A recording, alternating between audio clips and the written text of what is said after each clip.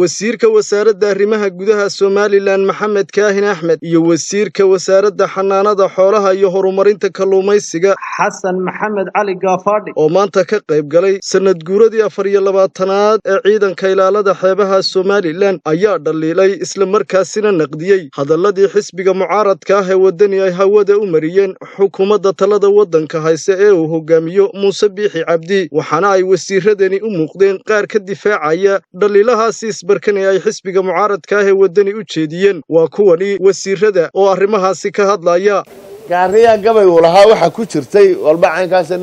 ninka doobta ridaya duufaan haduu dhaco walba sida dunidu qorto sabab lagu dabaashiyo miyuu sida u yeelan karaa ragga imika Somaliland doobiyaya halkay ka yimaadeen goormay yimaadeen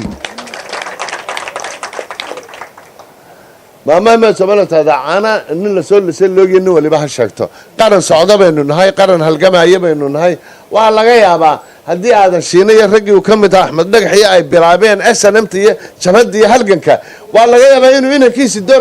كل يقدم مدحوين وشو شرحه والله جاي أبا إنك استانوا حبك ولا هينين ويمادهم هالكيبي شوجين مركب بيرها إلى أي سنة قبري يا صال يوم حنكو هدايا عوضل يسلل أي شركة يسوقي منين هبربرة أو أي نمات تشوجنو شركة يقولي بيشي فبراير كون يسقال بقول يا كوبي سقاشك رجع حاجة تشوجن حاجة تشوجن شركة برعك كي بورمك كي بهرجيسة كي بلاية كي حركة كي لاتعانت كهالك مركا وحي نوبة هنا waxay la rabaa qoladaas imika maalintii dhaweyta ka hadlaysay masiibooyinaan inooba dhaweyn bay inoo saadinayeen in jabhada la noqdo in qabaa'il la kala noqdo in gobol la kala noqdo in Somaliland burburto talo iyagu xagga ku noolaanaya hadday dad sidii berigay reer noqoto isagu xaggu ku noolaanaya ninkan madaxweynaha u sharaxan ninkan madaxweyne ku xigeenka u sharaxana xaguu ku noolaanaya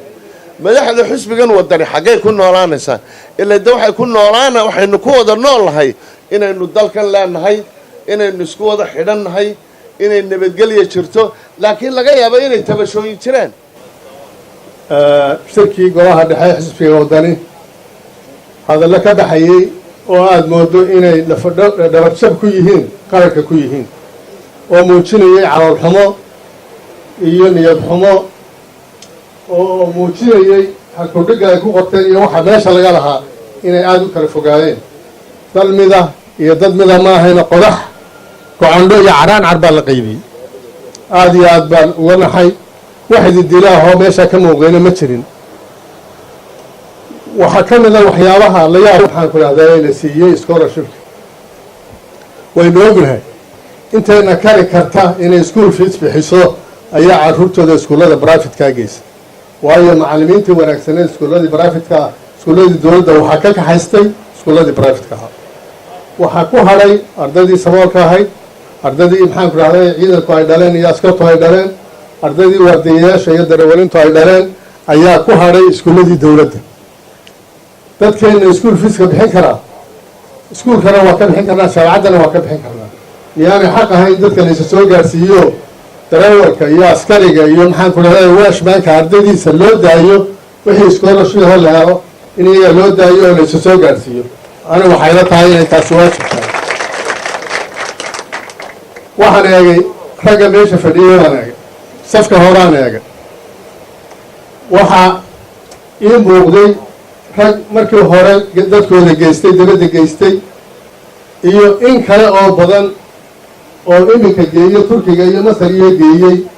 oo ragga safka hore soo fadhiya waa raggaan carruuri ka joogin waa raggaan school fees bixin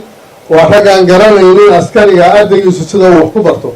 hadduu askarigu soo gaadhsiiye ardaygii secondary soo gaadhsiiyey wuxuu mudan yahay wixii kale la tari karo in markaa la tago